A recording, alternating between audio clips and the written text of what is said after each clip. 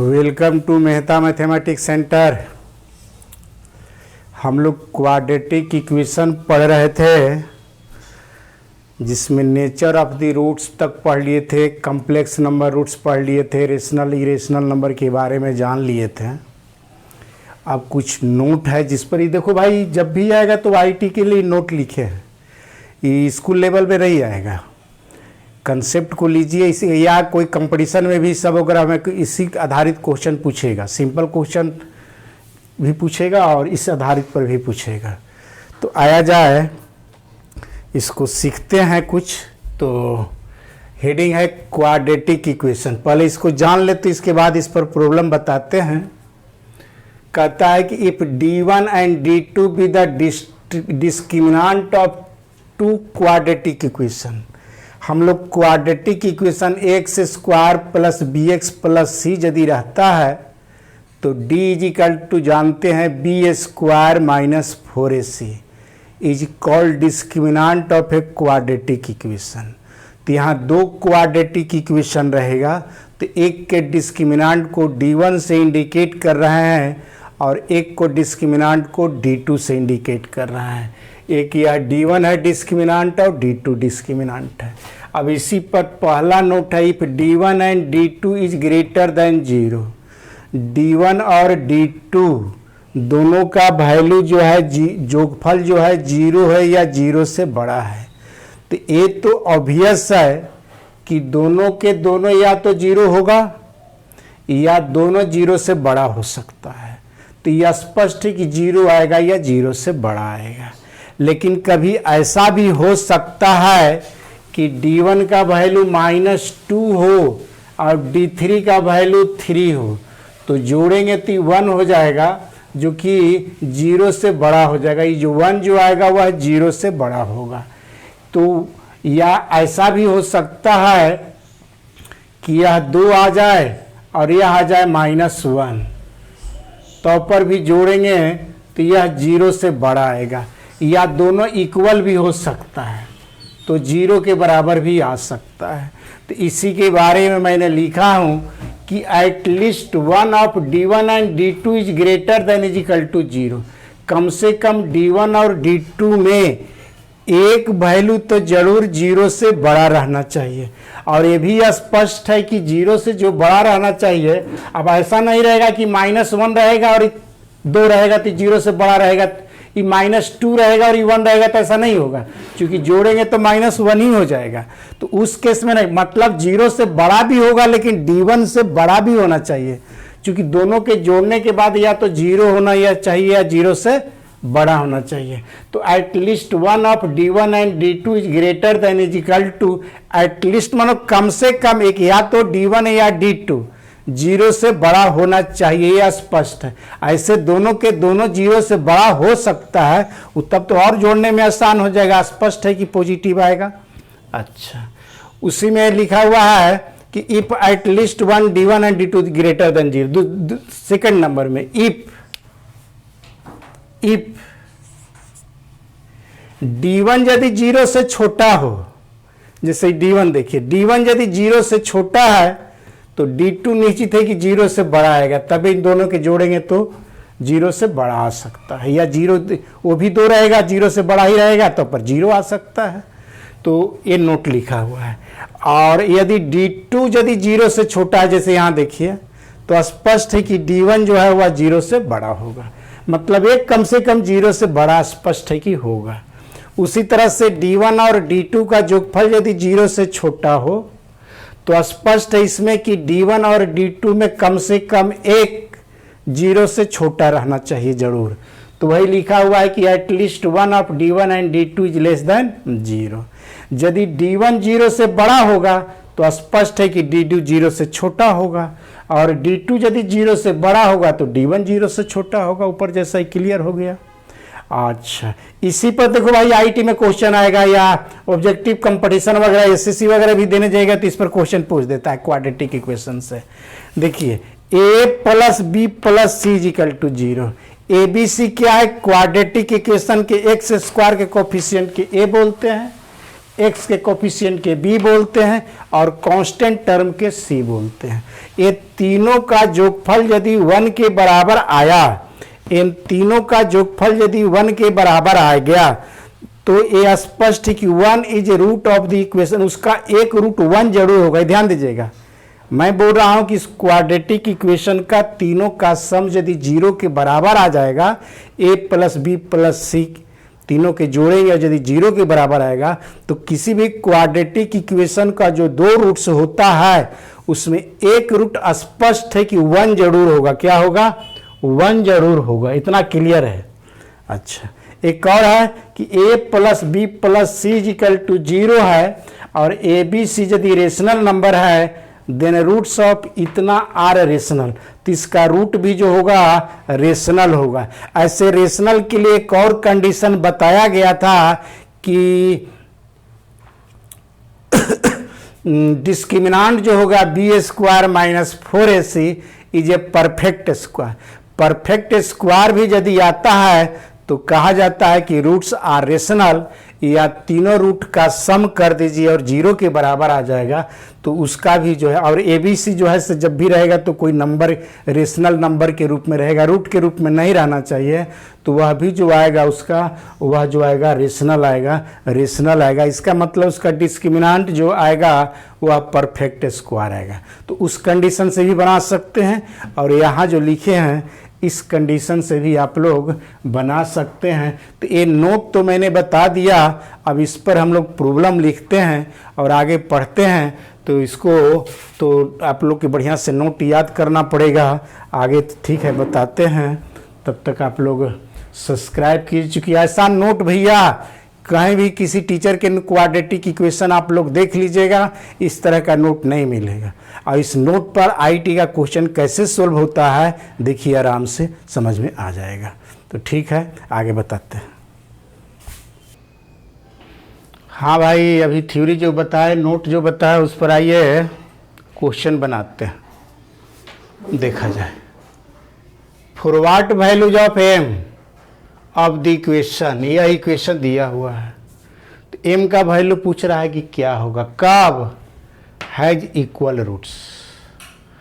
तो किसी भी क्वाड्रेटिक इक्वेशन का रूट्स यदि इक्वल होता है तो आप लोग पढ़े हैं कि डिस्क्रिमिनांट उसका 0 के बराबर होना चाहिए। क्या होना चाहिए?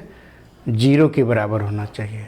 0 means discriminant means b square minus 4ac, b square minus 4ac। X square के कोफिशिएंट को आप a बोलते हैं, एक्स के कोफिशिएंट को आप b बोलते हैं और इसको कांस्टेंट टर्म्स को c बोलते हैं।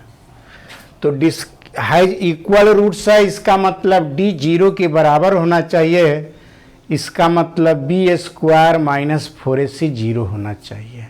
तो उसी प्रॉपर्टी के अनुसार m का वैल्यू निकलेगा।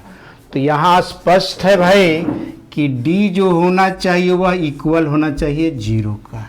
d इज माइनस बी का स्क्वायर, तो माइनस 2 1 प्लस 3m ये हो गया b का square, minus 4a is this 1 plus m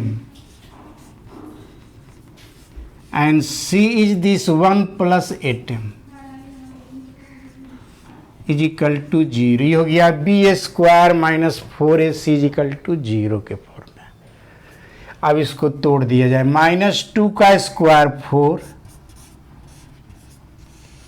इसको a प्लस बी के होल स्क्वायर पर तोड़ दिया जाए, 1 9m स्क्वायर plus 6m, 2ab minus 4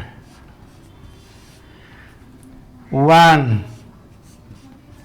plus 8m plus am plus 8m square is equal to 0। 4 यहाँ भी है, 4 यहाँ भी है, 4 से डिवाइड करके 4 को हटा दिया जाए, 4 से डिवाइड कर दिया। अब क्या बचेगा? 9m स्क्वायर लिखिए, 6m प्लस 1 कह दीजिए। एक ब्रैकेट के तोड़ते चल रहे हैं, ये हो जाएगा -1, चूँकि 4 तो हट जा रहा है, माइनस ई और ई मिल करके -9m -8m square is equal to 0। 9m square minus 8m square, m square -9m + 6m -3m 1 cancel is equal to 0। m common ले लिया जाए तो m -3 इज इक्वल टू 0। अभी दो का प्रोडक्ट 0 तभी हो सकता है या तो ये 0 होगा या ये 0, either m is equal to 0 और m -3 इज इक्वल टू 0। तो if m is equal to 0 होती तो डायरेक्ट m का वैल्यू एक मिल गया 0 and m -3 is equal to 0, तो m इज इक्वल टू हो गया 3। तो m का दो वैल्यू यहाँ यदि बैठाते हैं, m इज इक्वल टू 0 बैठा देंगे या m इज इक्वल टू 3 बैठा देंगे तो स्पष्ट है कि इस क्वाड्रेटिक इक्वेशन का रूट्स जो होगा वह निश्चित रूप से रियल होगा। क्या होगा? इक्वल होगा, sorry, roots are equal. Real तो होगा ही, लेकिन d यदि 0 के बराबर आता है तो रूट्स आर इक्वल। तो चूंकि क्वेश्चन में यहाँ कह रहा था कि इक्वल रूट है ही, तो आप m का वैल्यू निकालिए। तो इक्वल रूट है इसका मतलब d 0 के बराबर होगा, that is b square minus 4ac 0 के बराबर होगा। b का वैल्यू बैठा दिया, a का वैल्यू बैठा दिया, c का वैल्यू बैठा दिया, कैलकुलेशन कर दिया तो m का जो वैल्यू आया वह 0 आया या 3 आया, मतलब m का वैल्यू 0 और 3 रहेगा। यही आपको ऑब्जेक्टिव क्वेश्चन का ऑप्शन में दिया हुआ रहेगा। तो ठीक है, और आगे बताते हैं।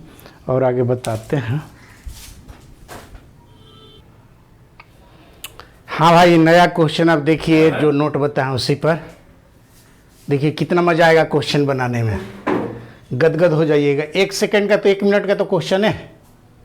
क्वेश्चन कहता है कि a + b + c is equal to 0, तीनों का सम जो है से 0 दिया हुआ a + b + c का, एंड a b c जो यहाँ रेशनल नंबर है। Proof that, PT means proof that the roots of the equation this are rational. तो अभी हम लोग रेशनल के लिए चर्चा किए थे कि a + b + c तीनों कोफिशिएंट x स्क्वायर और y, x स्क्वायर x और कांस्टेंट टर्म का सम 0 होना चाहिए। ऐसा नहीं कि a + b + a के प्लेस पर तो यहाँ हम लोग क्वाड्रेटिक इक्वेशन में इसको कहते हैं और इसको कहते हैं और इसको कहते हैं, लेकिन यहाँ क्वेश्चन कहता है कि तीनों, इसका कोफिशिएंट, इसका कोफिशिएंट और इसका कोफिशिएंट का सम यदि 0 आ जाएगा तबे उसका रूट्स जो होगा वह रेशनल होगा। ये तो पहला तरीका पढ़े, एक और तरीका बताएंगे, पहले इसको सीखा जाए। तीनों कोफिशिएंट को जोड़ा जाए, मतलब एक्स स्क्वायर के कोफिशिएंट को a बोलते थे, x के कोफिशिएंट को b बोलते थे और कांस्टेंट को c बोलते थे। कहने के मतलब कि एक्स स्क्वायर के कोफिशिएंट का सम, x का कोफिशिएंट का सम और कांस्टेंट का सम जो है से 0 आना चाहिए। तो आइए देखिए, जोड़ करके देखा जाए, यहाँ ऐड किया जाए b + c - a के प्लेस पर हो गया, यह b के प्लेस पर है भाई, इसको जोड़ा जाए c + a - b, और कांस्टेंट टर्म की जगह पर है a + b - c। यह 0 आ रहा है कि नहीं, सो देखिए, a से a कट गया, c से c कट गया, b से b कट गया, a से a कट गया, b से b कट गया। रुको भाई, गड़बड़ हो गया। b + c + -a, x square coefficient, c + a - b, और यहाँ a + b - c, यह 0 आना चाहिए। देखा जाए, इस b से -b को काट दीजिए, प्लस सी से माइनस सी को काट दीजिए, माइनस ए से प्लस ए को काट दीजिए। अभी भी तो बच ही गया, ए बच गया, बी बच गया और सी बच गया। लेकिन आप कहिएगा कि तीनों का कोफिशिएंट तो जीरो आना चाहिए, लेकिन तीनों का कोफिशिएंट सम तो जीरो आया नहीं। लेकिन देखिए यहाँ क्वेश्चन में दिया हुआ है कि यह ए और बी और सी का जो जोगफल आया है इसके जगह पर फिर आगे बैठा देना है जीरो, ये बैठा देना है जीरो। ये कहाँ से आ गया? अकॉर्डिंग टू क्वेश्चन आ गया। तो ये तो क्लियर हो गया कि हैंस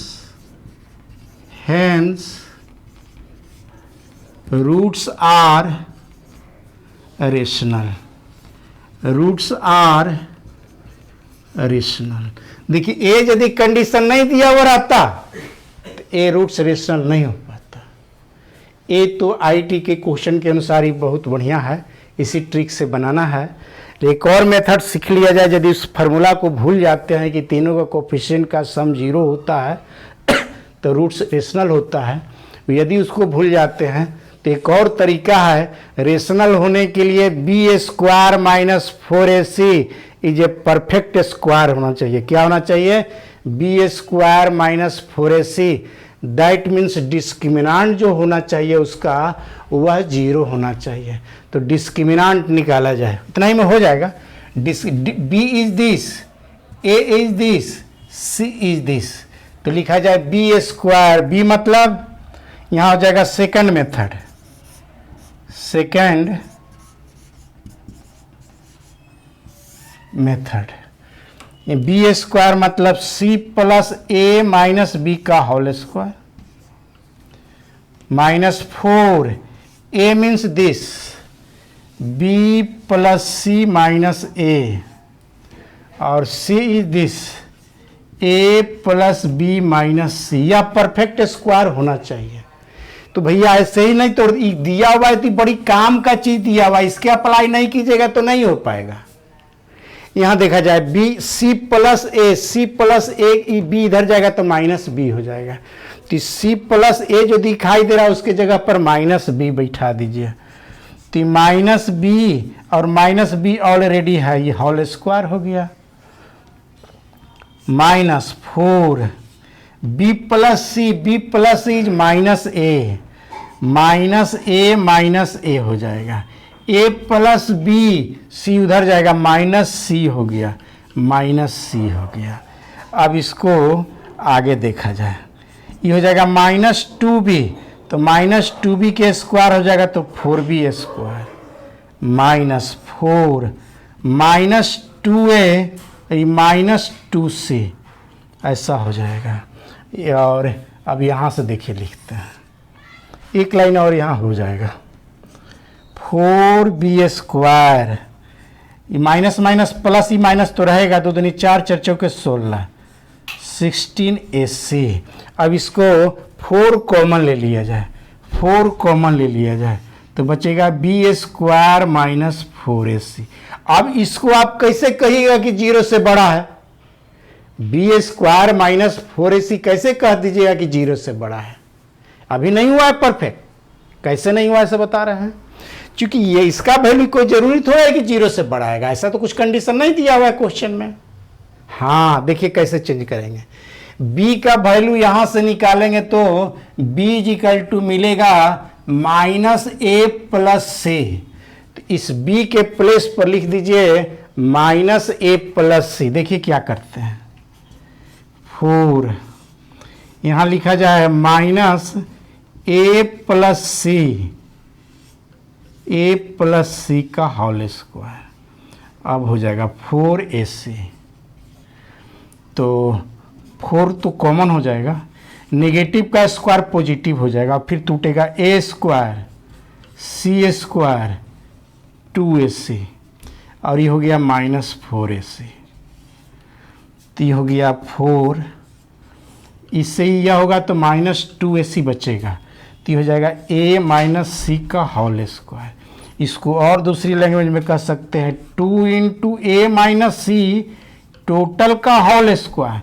टोटल का होल स्क्वायर इसका मतलब it is a perfect square, और परफेक्ट स्क्वायर जब आता है उसका यह डिस्क्रिमिनांट तो roots are rational, roots are rational, तो hence roots are rational proved, proved हो गया, प्रूव्ड, प्रूव्ड, यही प्रूव करना था कि रूट्स आर रेशनल। तो दो तरीका भैया सिखा दिया, आप जिसको पसंद करते हैं जिस मेथड से उस मेथड से बनाइए।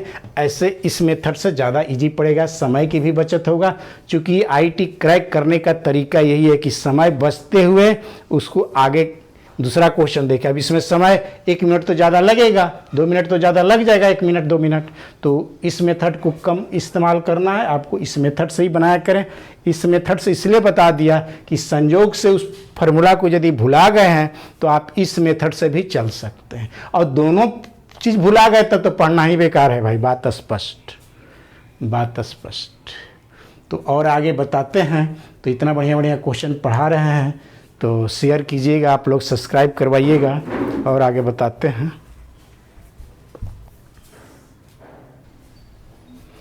हाँ भाई, ये एक्चुअली हम क्वाड्रेटिक इक्वेशन का क्वेश्चन नहीं बता रहे हैं, ये क्वेश्चन बता रहे हैं। क्वेश्चन व्हाट्सएप पर आया था बता देने के लिए। तो उन्होंने पूछा था कि एक दीपक नाम के स्टूडेंट कि 1/sin² plus 1/cos² greater than is equal to 4 proof करना है। तो आइए इसको सीख लीजिए, और फिर तब आगे अगला वीडियो में क्वेश्चन तैयार करेंगे, बताएंगे क्वाड्रेटिक इक्वेशन। चूँकि पूछा था तो अब हमको फर्ज बनता है कि इसको बता दें, और देखिए कैसे बनाएंगे, कैसे इसका वैल्यू 4 से बड़ा होगा या 4 का इक्वल होगा। 4 से छोटा इसका वैल्यू कभी नहीं हो सकता है। देखिए इतना को हम लेके चलते हैं, इसको हम लोग एलसीएम ले लें, sin² इंटू cos² एलसीएम हो जाएगा। इन दोनों को आप इस रूप में लिख दीजिए, sin² और cos² है, टोटल का स्क्वायर कर दिया। तो अब देखा जाए, sin² कैंसिल होगा तो cos² बचेगा, यहाँ cos² लिख दीजिए, और यहाँ sin² बचेगा। इसको तो साबित करना है कि 4 से बड़ा वैल्यू आएगा। हम लोग LHS को सॉल्व करें। दिस इज 1 ट्रिग्नोमेट्री के फार्मूला से, दिस इज 1, ये बच गया sin x into cos x का होल स्क्वायर। अब देखा जाए ट्रिग्नोमेट्री का formula 2 sin x into cos x is equal to sin 2x होता है। ये याद नहीं है तो याद तो करना पड़ेगा तत्काल, यदि पूछे हैं, जो पूछे हूँ तो समझ रहे होंगे। तो यहाँ sin x into cos x का स्क्वायर, यहाँ 2 लगा देते हैं, यहाँ पर 2, तो फार्मूला पर आ जाएगा। तो यहाँ 2 लगा दिया, तो 2 यहाँ लगा दिया है, तो 4 लगा है, चूँकि स्क्वायर के अंदर 2 लगाए हैं तो 4 लगाए हैं। तो बैलेंस करने के लिए ऊपर भी 4 लगाना पड़ेगा, तो ऊपर भी 4 लगाना पड़ेगा, मतलब मीन्स 1 इंटू 4 4 हो जाएगा, 1 इंटू 4 4 हो जाएगा। अब देखा जाए, ये आप लोग जान रहे हैं 9th 10th से ही कि sin x का वैल्यू जब भी होता है तो 1 से छोटा या 1 का इक्वल, नहीं तो -1 से बड़ा, नहीं तो -1 का इक्वल। sin x का वैल्यू कभी भी 1 से बड़ा और -1 से छोटा वैल्यू नहीं होता है, कुछ भी एंगल क्यों ना हो।